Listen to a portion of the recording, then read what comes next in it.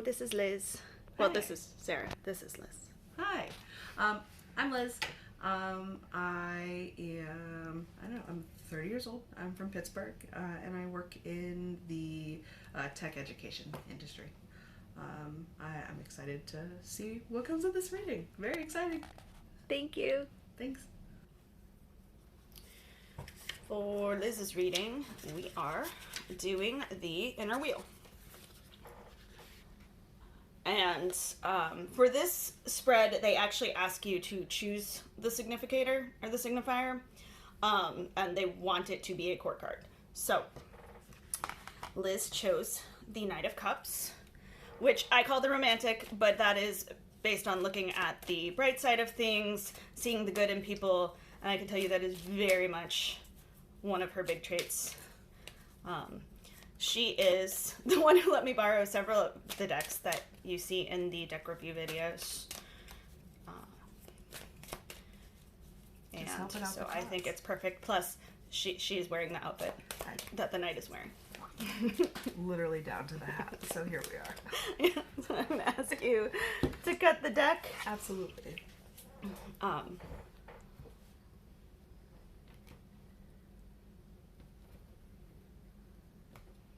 We will go through the inner wheel. I love it. It's gonna be great. Yeah. I feel like they put a lot of thought into this spread and what they wanted to cover with it. So for the second card, it is Yule. What are you ready to let go of in your life? This is the Seven of Pentacles.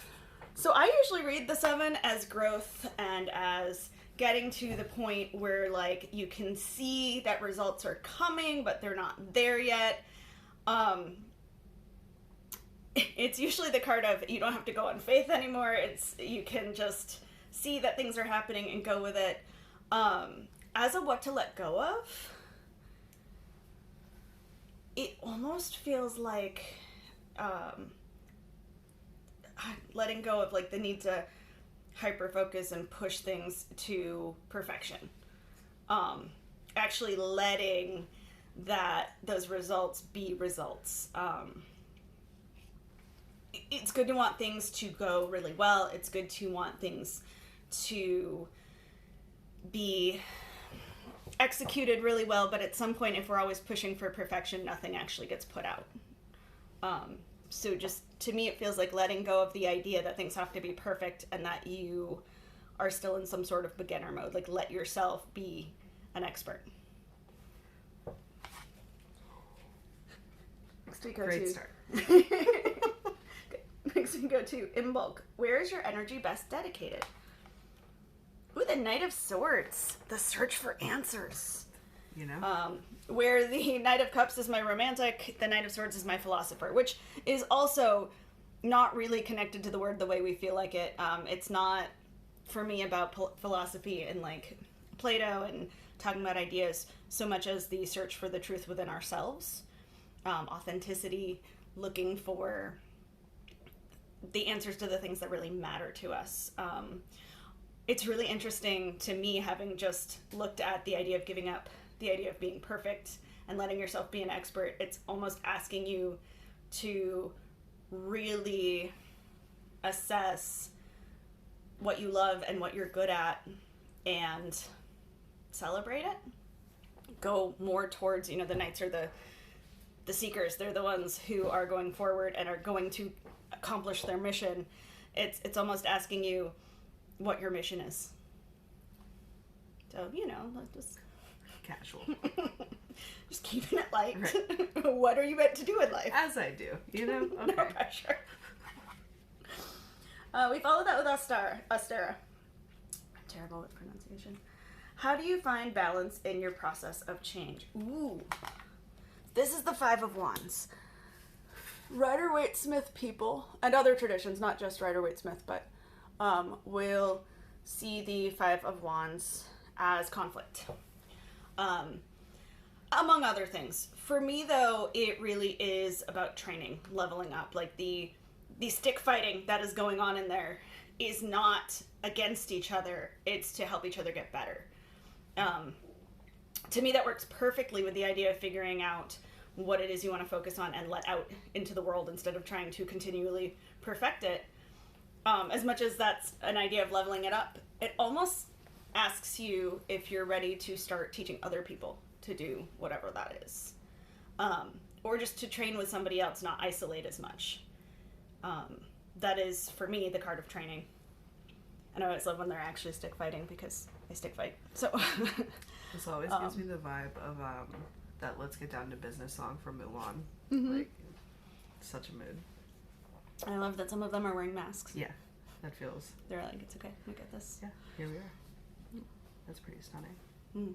And I like your Knight of Cups has the same coloring in the background, like the same sky and the same, like, she's riding towards that school. She's like, that is where I'm heading. That is. She wants that big old steak. It's gonna be cool.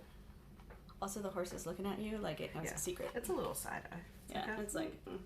I'm a little coy.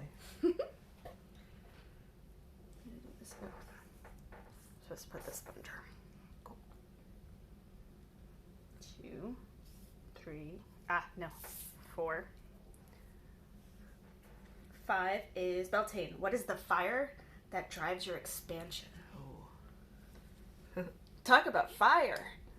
That is the 10 of Wands. That is my hard work but worth it card. Like, I know we often see burden thrown in there, and it is, but it's a temporary burden. That's that gathering supplies, materials. The wands are not Harry Potter wands. They are torches. So there is an intensity to the wands that can be rough. But literally, the card is what is driving your expansion, what is firing it. So having all of the fire there is actually really good. The wand cycle is the cycle of vision. I like to think of it as the people who are like, I'm going to do a marathon because they saw the sign-up sheet, not because they've ever trained. And so by the time you get to the 10, you're dragging yourself across. But the important thing is that it's about that vision. Like, the reason there's so much burden and hard work is that it has to be done a certain way. It has to look a certain way. But you always get across. Most people wouldn't, but you do. So that expansion, that drive, that's vision. Like, that is the card of, because I know what I want my life to look like. Love it with the Knight of Swords because he's like, hey, we need to figure this out. And they're like, okay, I've got it. Boom. So it's this forward movement. My big thing with the wands is always make sure you're not burning out. Make sure you're taking care of yourself around that, because fire is a great, the fire energy, I mean, is a great motivator. It's great at pushing and drive, but it can be one of, like, hyper focus where we miss out on the rest of our lives. So it's important, if you have a vision, to try to reach it. Absolutely. There's a lot of, like, purpose in this spread, but you want to take care of yourself while you're doing it. Fair enough.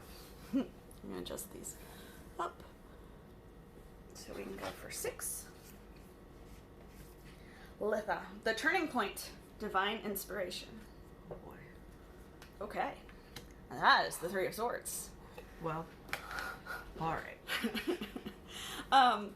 Yeah, so this is the card of heartbreak, disappointment, hurt feelings. You had enough of my stuff, which you have. I know that I will defend the swords with my life, except for the 3. But that's not really true. I'm mending my relationship with the 3.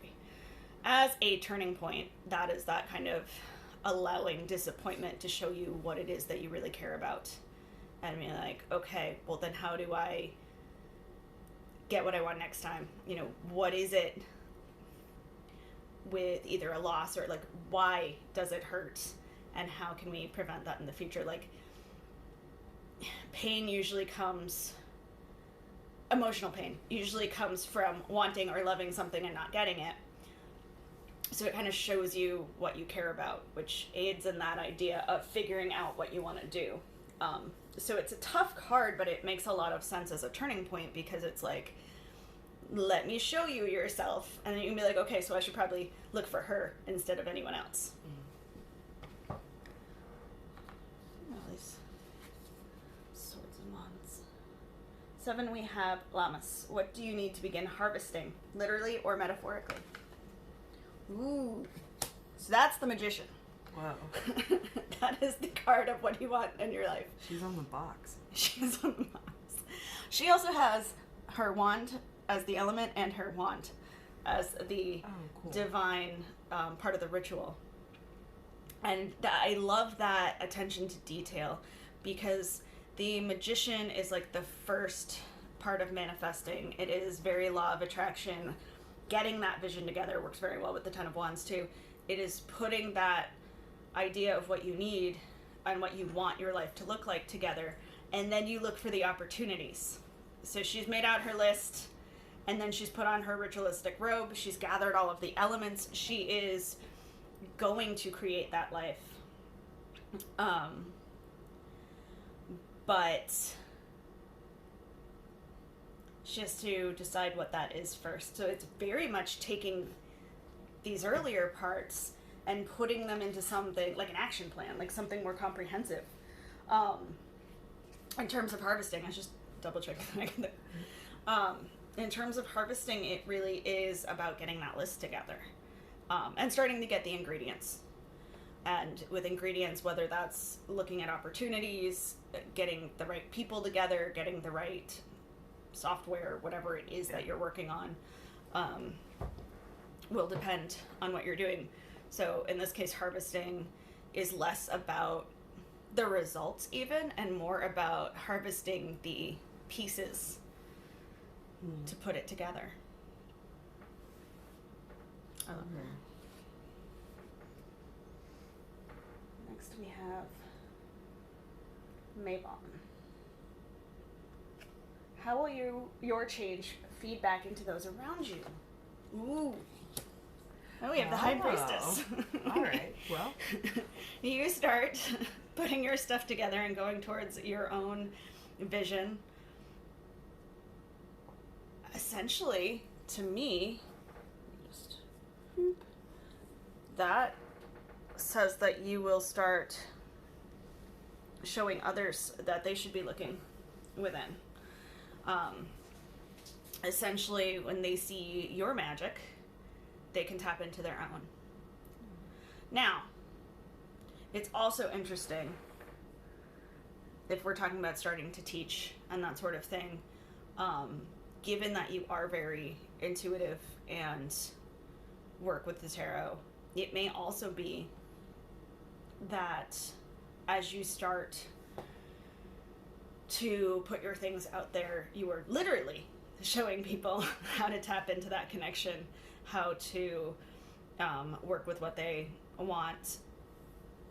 Where the magician asks what you want your life to look like, the High Priestess starts to show you how to make that work. So it's cool because it's like as you start the process, you'll get other people starting theirs. It's a really cool bookend too.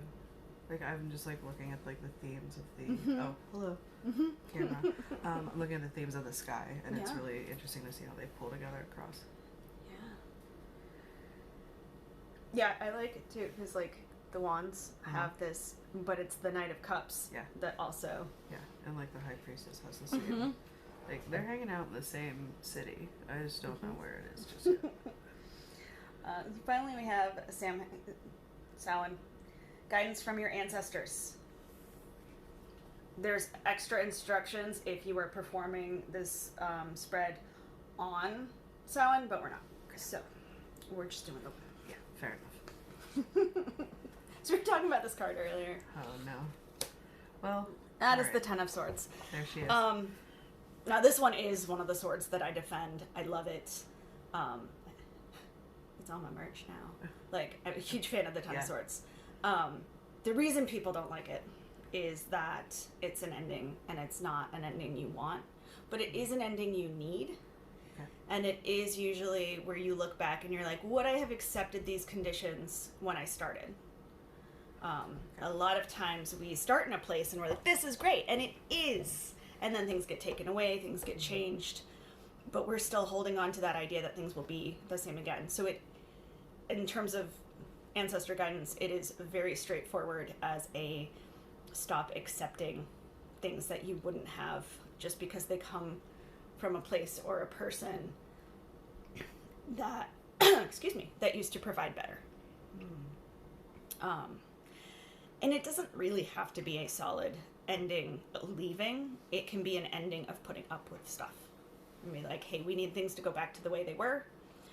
If they don't get better, then we do the ending part. I'm going to grab the shadow. Okay. Judgment. You know? All right. So, Judgment is one of those cards that I like to tell people that the name has sort of evolved over time. Whoop. Judgment is less about judging, even though that is Judgment Day right there, and more about looking at patterns. In the Fool's Journey, we start at the Fool. We also kind of end at the Fool. He's kind of everywhere. And then move into the Magician and the High Priestess. And it is interesting that these are your three major arcana, are right at the beginning and right at the end. Back to cycles. But the very last of the major arcana is the World Book. What comes right before that is Judgment. So the Fool has learned all these lessons, and it is time to put them together so that it can move into the next cycle. And it is very much about removing the emotional aspect of judgment.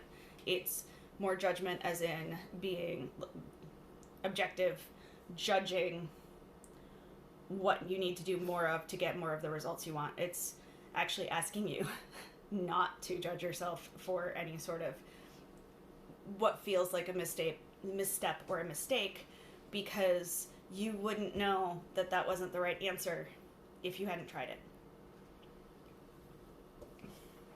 So Judgment in a lot of ways is almost a release from judgment. It's really more of an observing patterns and deciding how you want to move forward.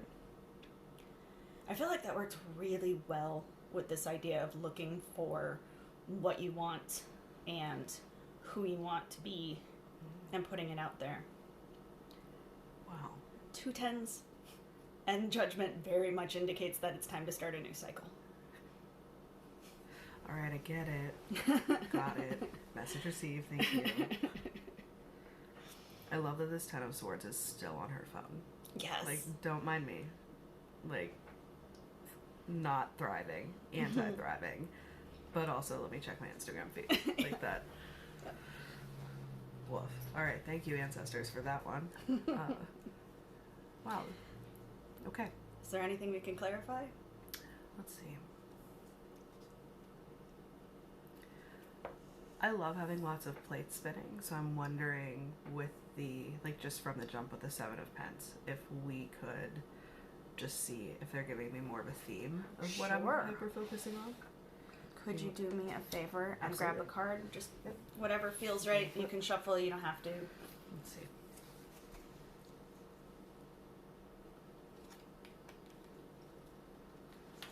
Here we go. Oh, no. All right. So you love to have a lot of plates spinning. You love it so much. You're almost... Okay. This is the Two of Pentacles. You're almost hyper-focused on having too much to do. Me? I don't know. That is the card of having too much responsibility. So it's almost like, just pick one. Just pick something, please. Just put something down. This was really this deck being like, you don't need this clarifier. You understand. It's like, did I stutter? I do feel like earlier I asked you when you ever sleep. Yeah. And then you have the Ten of Wands and the Two of Pentacles. Uh-huh. There's some make time for you. No, maybe that's it. Maybe instead of not hyperfixating on something, you could add yourself in. Make a little game of it. Taking care of Liz. Wow. Give yourself points. I'll give you stickers. I need a chart. I really do. That's how I work. I Okay. would send you little theme songs and be like, do do do do. That's right. Like any 80s montage song would be great for me. Thank you. Okay. All right. Message received, Doc. Thank you.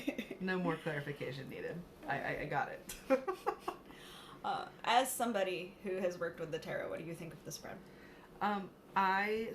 When I sat down, I didn't really have a plan for anything. That was kind of me like, all right, like, we'll let you take the wheel. I haven't ever worked with this deck before, and it is stunning. It has just the right amount of sass, which I love. And I think that it makes its message pretty clear, which is really incredible for a deck that is still really using the Rider-Waite-Smith-Coleman imagery, but making it more modern, obviously by the name. And it's really remarkable how the themes are so present, not only across a suit, but also like across the cards themselves, which is great. Big fan. Still need to work on that message. Heavy, but here we are.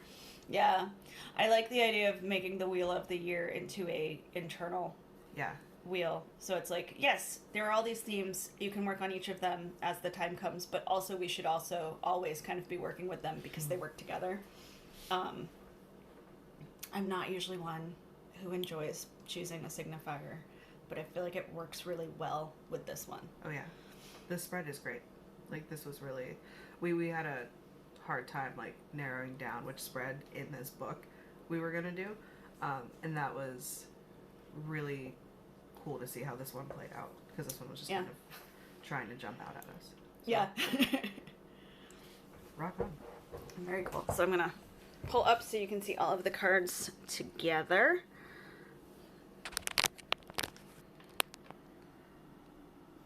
And I'm gonna thank Liz and thank all of you.